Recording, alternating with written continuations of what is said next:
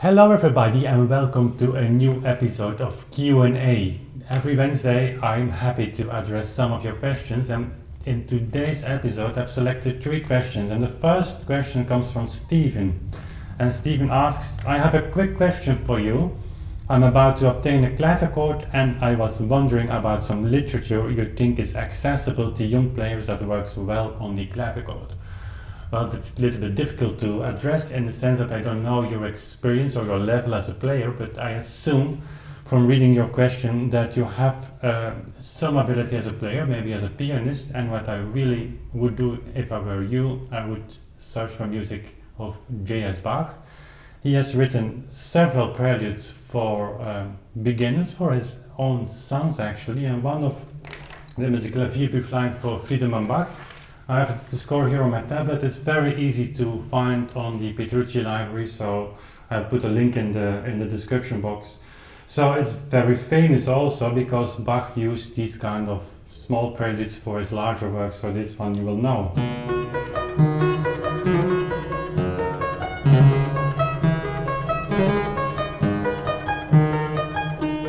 And so on. I really must make one day a recording of that. And then you have his other bundle. If you are a little bit more advanced player, you could play his, I think it's w.a.mozart. And again, I've never played these pieces myself, and it would be great actually to make a recording on YouTube. So it's this.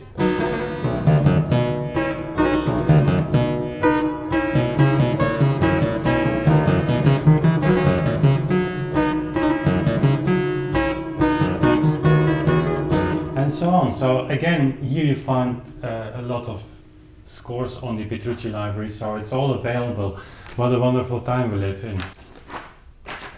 So the next question is asked by David, and David is someone I know quite well. We have interesting email conversations, and David is a piano builder and piano restorer, and he really knows what he is talking about. He understands very well the technical difficulties of the building of an instrument and the clavichord. And what he's asking is this: next time you can spare a moment, could you explain more of your thoughts on the release of the key?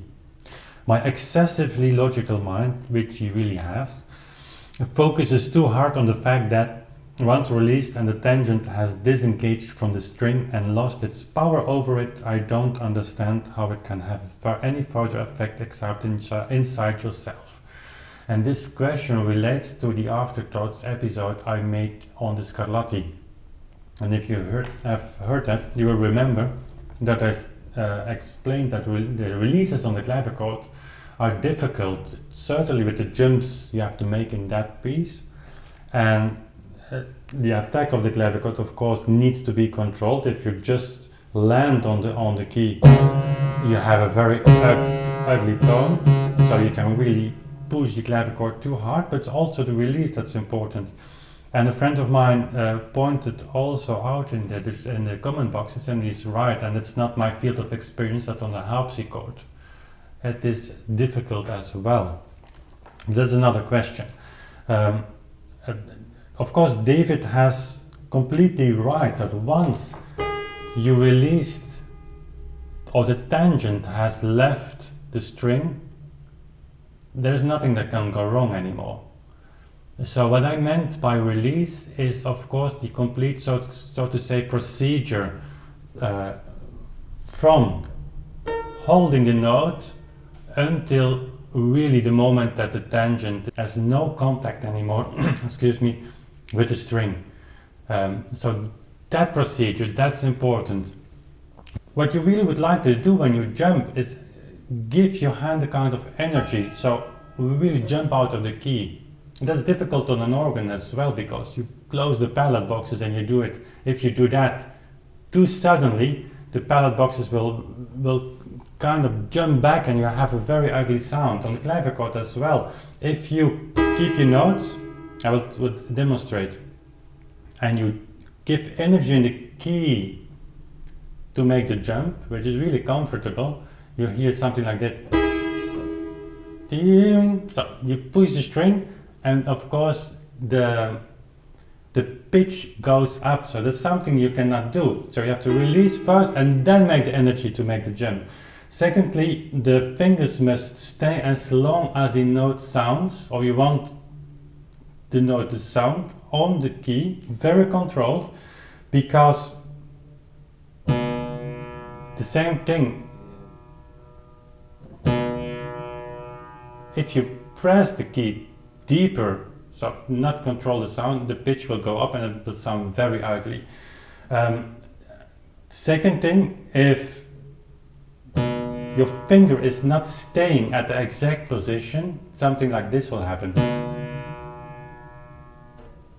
You hear?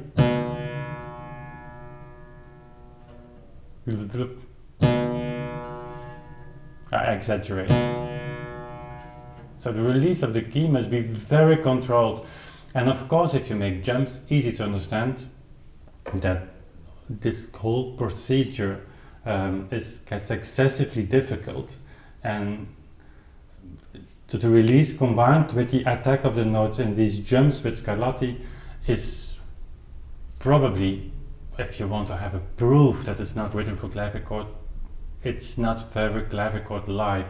And then last question comes from Kors, and Kors is somebody I know also quite well, and he writes in German and Dutch, and I will translate it for you. Basically what he's saying is, it is concerning the J.S.Bach Abschied recording, that recording, as with other recordings of which he knows the music, that I have a tendency to play them a little bit slower, and he asks me if that has something to do with the clavichord or not. That's a very good question actually, and it's a very difficult one to answer, so my answer will be very general, because if we have to dive into that, that would result in a series of conversations. So first of all, I'm not adapting any piece specially to the clavichord. Having said this, the tempo for me is related to the notation, which sounds obvious, but I believe that we should pay more attention in general to that. At the same time, if I myself as a player cannot understand the music because it goes too fast, then there's all reasons to believe that you as a listener won't be able to understand it as well. So thirdly, what for me is important is a metrical feeling. We've talked about this a lot. That's really that you have one beat that's going to the other. And it's the power, so to say, of the continuation between those counts that really gives me a kind of Baroque feel. So, and finally, of course, the choice of instrument, and certainly the room in which you are playing, influences the tempo or the movement. If I'm playing here in my living room, or I play on an organ in a large church, it's of course affecting the choice of tempo, but I don't think in a degree that it disconnects you from the notation or what your interpretation of the signification of the notation is. So again, that's a really complicated matter, maybe simple in its essence, but to explain the different layers we would need some time for that. So I hope this was helpful to you, and if you have questions, leave them in the comment boxes. I always read them. It can take some time before I address them in this Q&A, but we eventually will cover that. If you want to stay updated, join the email list. There is a link below. Many of you have done so, and share that link if you want with people that really are interested in what we are doing, and especially in the live stream that's coming up.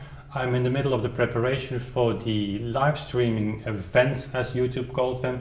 You will remember that I'm going to practice from scratch the symphonias of Bach. I've never played them before. So in several sessions, and of course in the newsletter, that's the best way for me, or in the mail, on the mailing list, to inform you on the dates and specifications of that. I'm really looking forward to that. So again, thank you for joining that, and especially for sharing that link with your friends, because I know a lot of people would potentially be interested in that, and it would be great to have interaction with them as well. So thank you for that. Thank you for watching as always, and we see each other next week again. Bye.